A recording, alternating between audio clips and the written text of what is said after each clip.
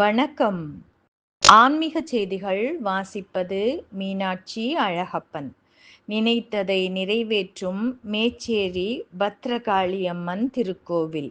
தித்திக்கும் மாங்கனிக்கு புகழ்பெற்ற சேலத்தின் மேச்சேரியில் இருக்கிறது பிரசித்தி பெற்ற பத்ரகாளியம்மன் திருக்கோவில். 800 ஆண்டுகள் பழமை வாய்ந்த இந்த கோயிலின் பிரதான வாசல் வடக்கு நோக்கிய ராஜகோபுரத்துடன் கம்பீரமாக காட்சியளிக்கிறது. கோயிலைச் சுற்றி உயர்ந்த மதில்களும் 4 திசைகளிலும் 4 கோபுரங்களுடன் கூடிய வாசல்களும் கவனத்தை ஈர்க்கிறது. வடக்கு நோக்கிய ராஜகோபுரத்தை அடுத்து வசந்த மண்டபம் உள்ளது. மண்டபத்தின் மேல் பகுதியில் உள்ள விதானத்தில் சிவலிங்கம், கோமுகம் போன்றவையும் காணப்படுகிறது.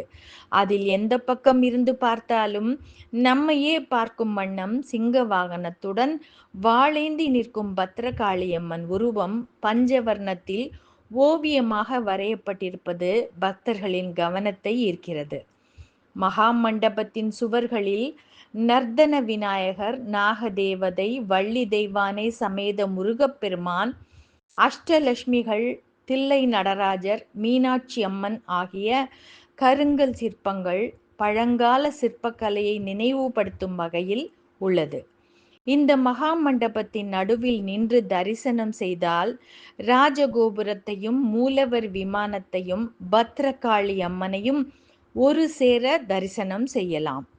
இது தமிழகத்தில் வேறு எந்த கோயிலிலும் இல்லாத தனிச்சிறப்பாகும்.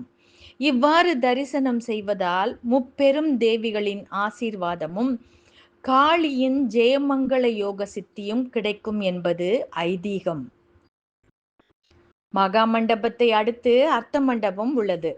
இதற்கடுத்து கருவறைக்கல் மண்டபம் எனப்படும் மூலஸ்தானம் உள்ளது.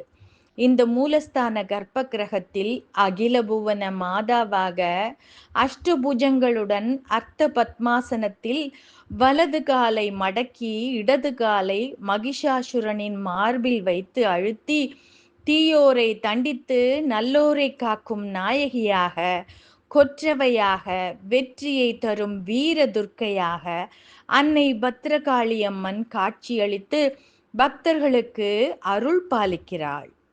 அன்னையை தரிசனம் செய்வதால் 21 தலைமுறையில் செய்த பாவங்கள், சோகம், ரோகம் போன்றவை நீங்கும்.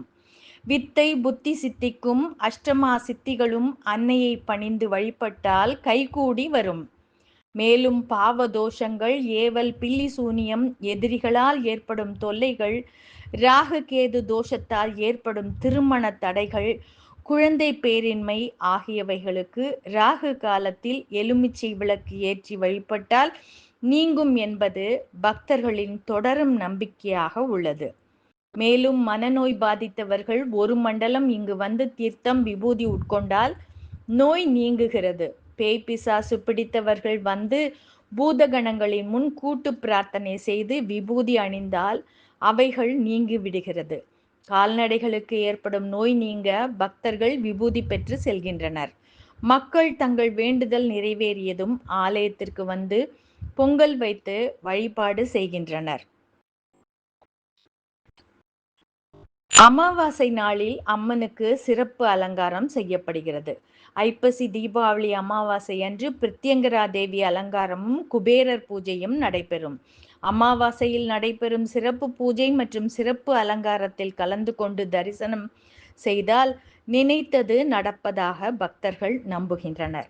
இதனால் தமிழகம் மட்டுமல்லாமல் எல்லா ஊர்களிலிருந்தும் மக்கள் திரண்டு வந்து மேச்சேரி பத்ரகாளி அம்மனை வழிபட்டு செல்கின்றனர். நன்றி, வணக்கம்.